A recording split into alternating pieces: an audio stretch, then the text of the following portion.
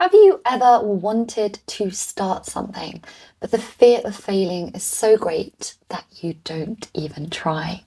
So, today I want to talk about how to start when you're scared of failing, because this has been a very big theme in my life, and I think a theme in many people's lives who want to go on and start something new. And it could be something very small, such as going to the gym, which is something I've struggled with, or it could be something a little bit bigger, like starting a project or a plan or a job or a hobby, something that you've wanted to do, but you just are too scared to start.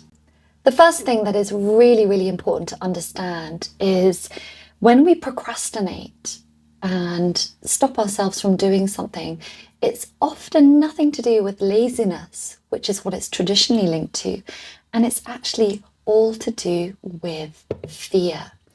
And fear can come in many different forms.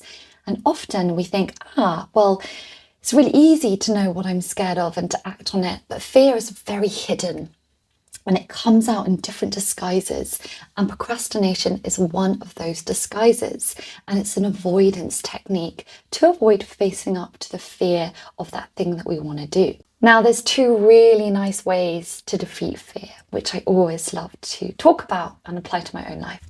The first is fear doesn't like to be seen.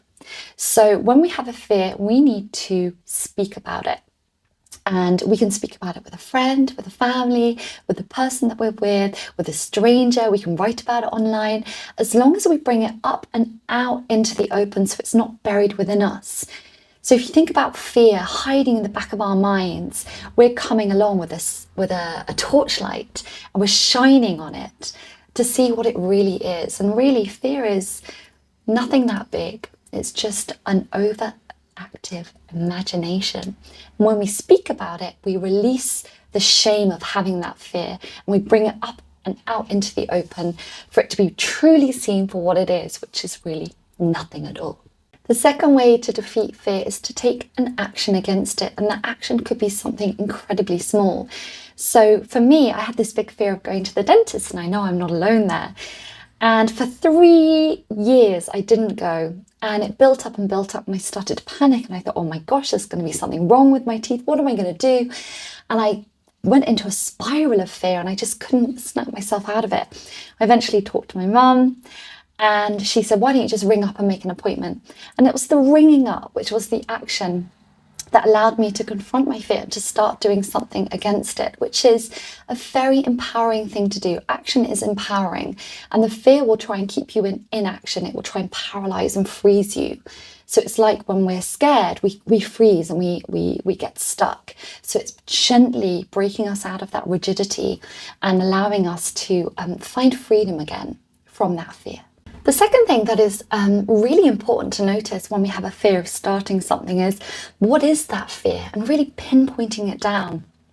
It's very common to have a fear of failure and the judgment, the humiliation, embarrassment and shame that might go along with that.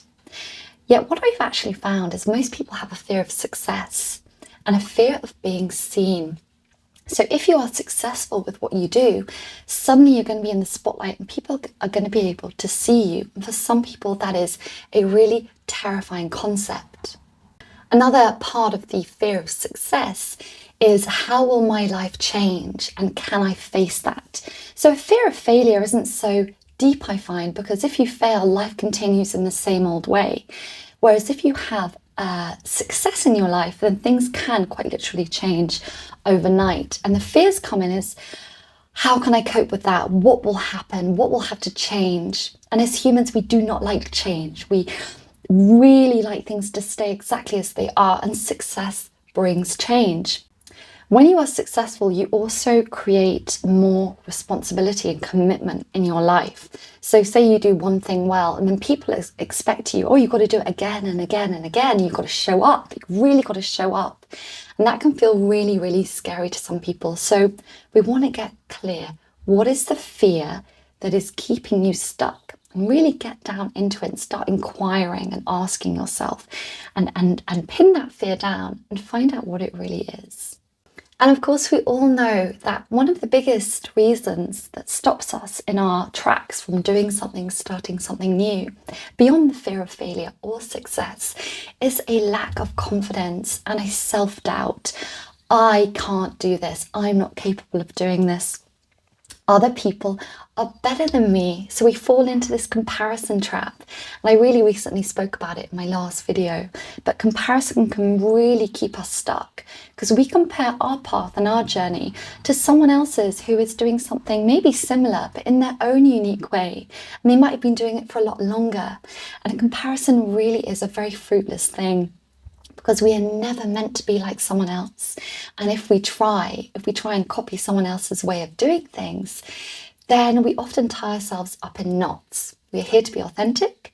We are here to acknowledge and recognize our own unique blueprint template and our own divine purpose, skills and gifts, and share them out with the world.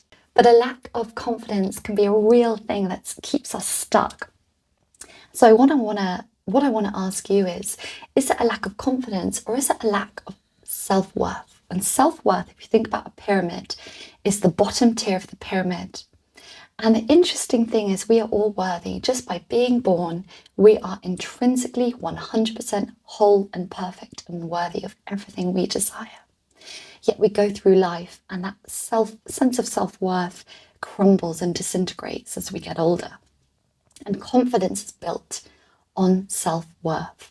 So if something hits your confidence, then it's really hitting your self-worth. So this is the thing to nourish, this is the thing to build, and this is the thing that's going to support you as you come out of self-doubt and into a lovely sense of security and acknowledgement of how great you truly are. And a final thing I would say about a fear of starting something is that we can think things through, yet we just need to start acting. And I think we all get confused with doing more equals more. We must work hard and we must push hard. But when we're starting something new, we need to really actually lean back and let the creativity flow through us. Instead of trying to force things to come through, we have to trust in divine timing. We have to let ourselves relax, and we have to come into a state of self-compassion and tell ourselves, hey, it's okay if I take my time with this.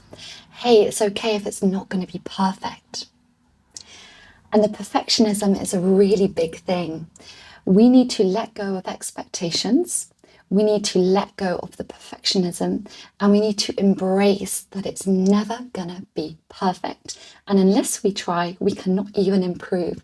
So starting is the really big thing, but also leaning back, letting that creativity flow through and not making yourself so rigid in it has to be done a certain way.